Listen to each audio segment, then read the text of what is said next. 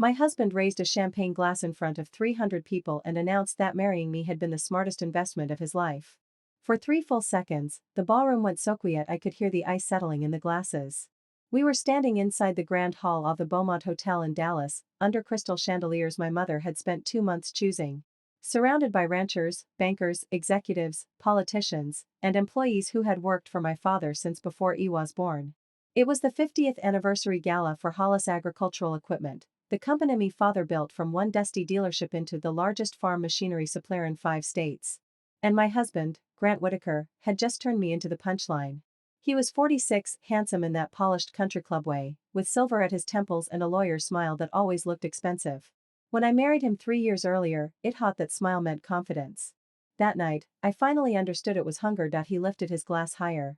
To Howard Hollis, Grant said, his voice just loose enough from bourbon to sound honest, a man who taught me that American farming still pays beautifully, especially when you marry the farmer's daughter. A few people laughed because they thought they were supposed to. My mother's face drained of color. My father didn't blink, but I saw his fingers tighten around the armrest of his chair. Grant kept going. And Caroline here, he said, turning toward me with a smile that felt like a slap, she's got the easy job. She walks around her little art foundation, points at paintings, drinks coffee with donors, and then comes home to spend daddy's money. But hey, every tractor family needs somebody who knows which flowers match the napkins. My throat closed. I stood there in my emerald gown, diamonds at my ears, my hands cold around a clutch I no longer remembered picking up. I wanted to speak, but humiliation had pinned my tongue to the roof of my mouth. Then I felt a firm hand touch my elbow. Mrs. Whitaker, a man said quietly, come with me. I turned and recognized him immediately. Daniel Mercer.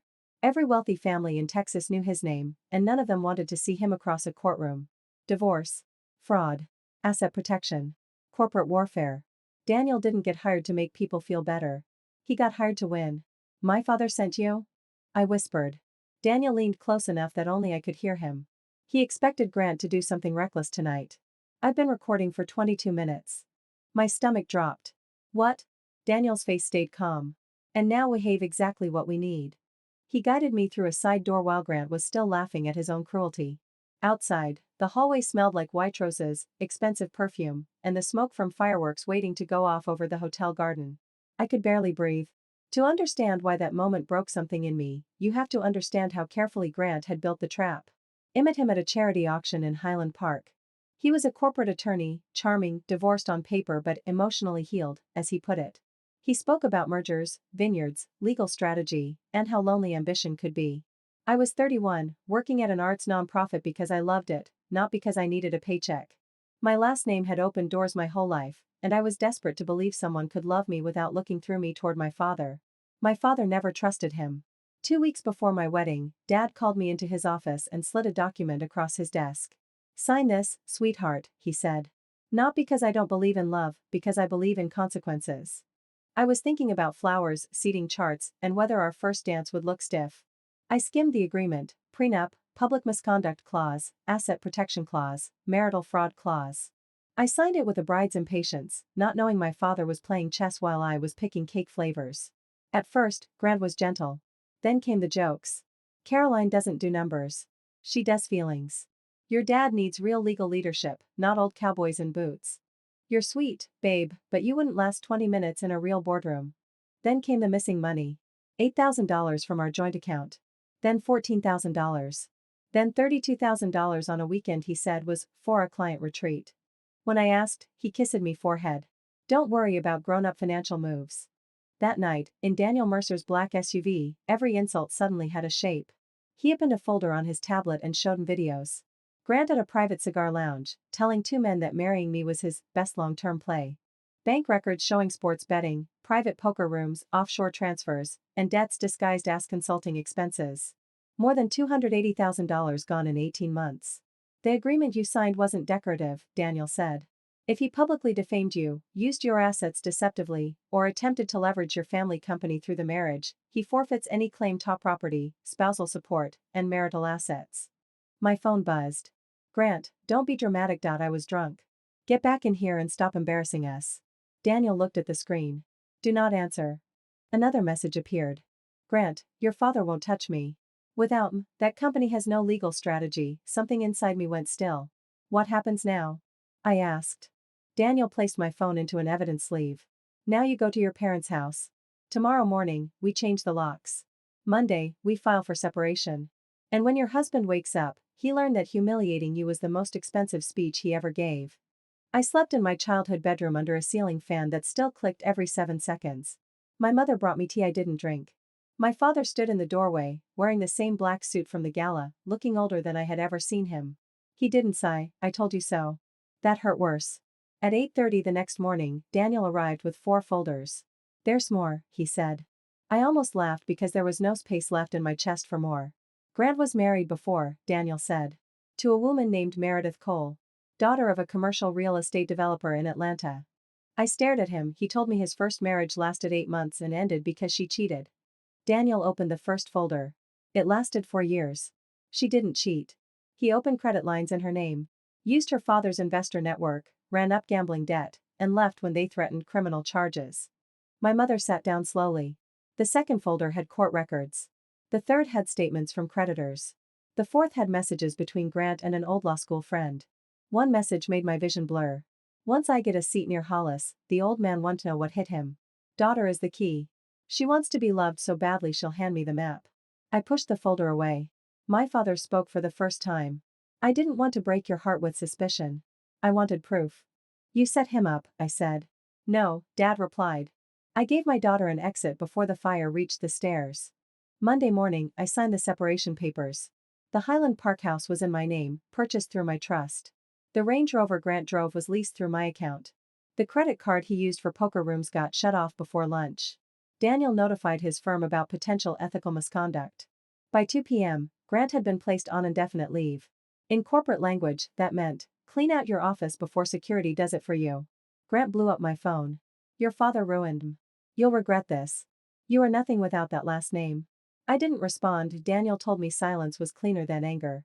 So I screenshotted every message and added it to the file. On Tuesday, I met Meredith Cole at a quiet coffee shop in Plano.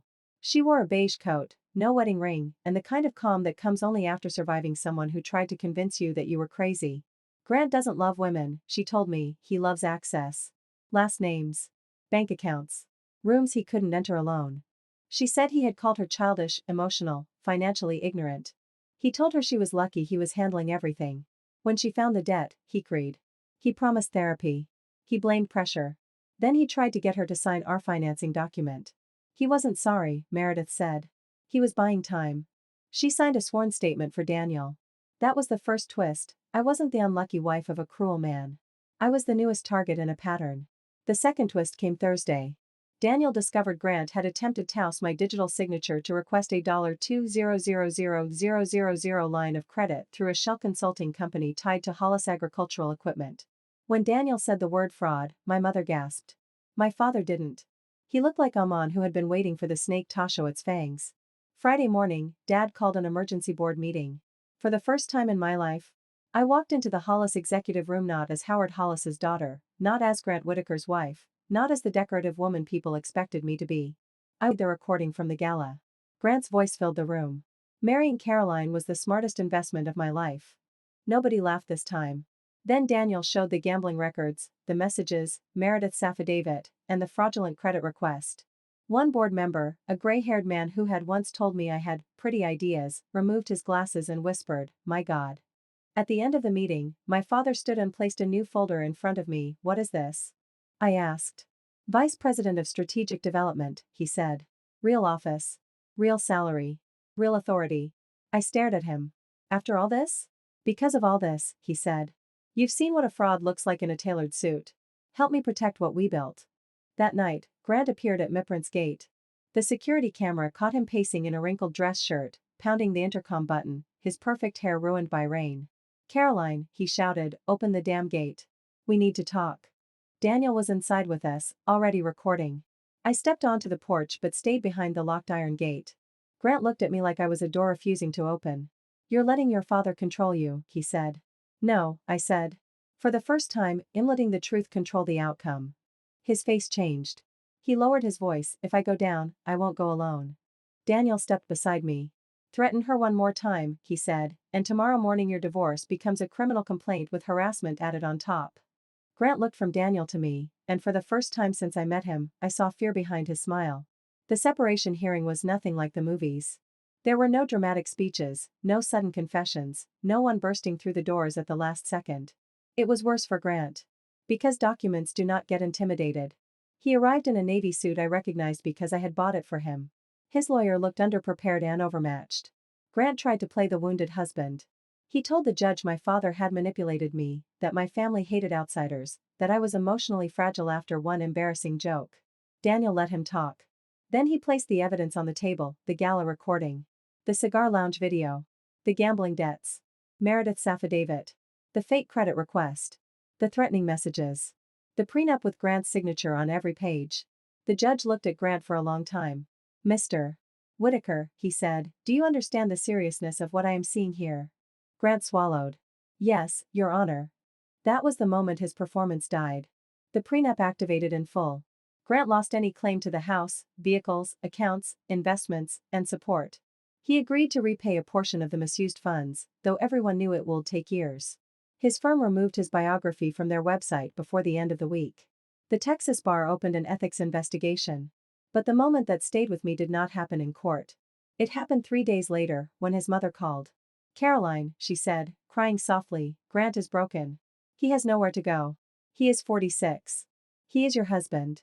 He was me husband when I was useful, I said. Now he's a grown man meeting consequences.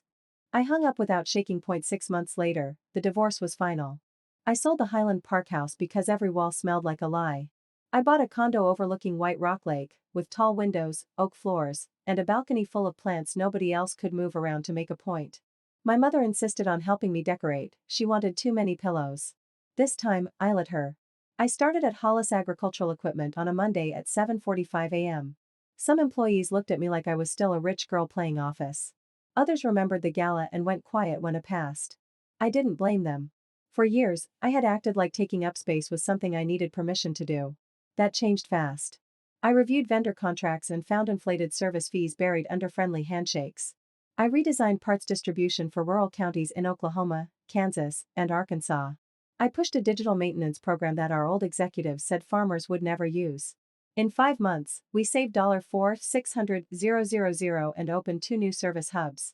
At the quarterly meeting, my father sat in the front row while I presented the numbers. When I finished, he stood before anyone else. That, he said, voice breaking, is mid-otter. I realized I had waited my whole life to hear those words not as comfort, but as respect. Meredith and I became friends in a strange way only women who survived the same charming disaster can understand. We met for coffee sometimes and laughed at how Grant had worn different suits for the same scam. One afternoon, she said something I never forgot. The shame was never ours. He just made us create until we learned to put it down. Grant tried to come back 3 times. First with apologies. Then with threats. Then with pity. His last message said, without you, I lost everything. I answered once. No.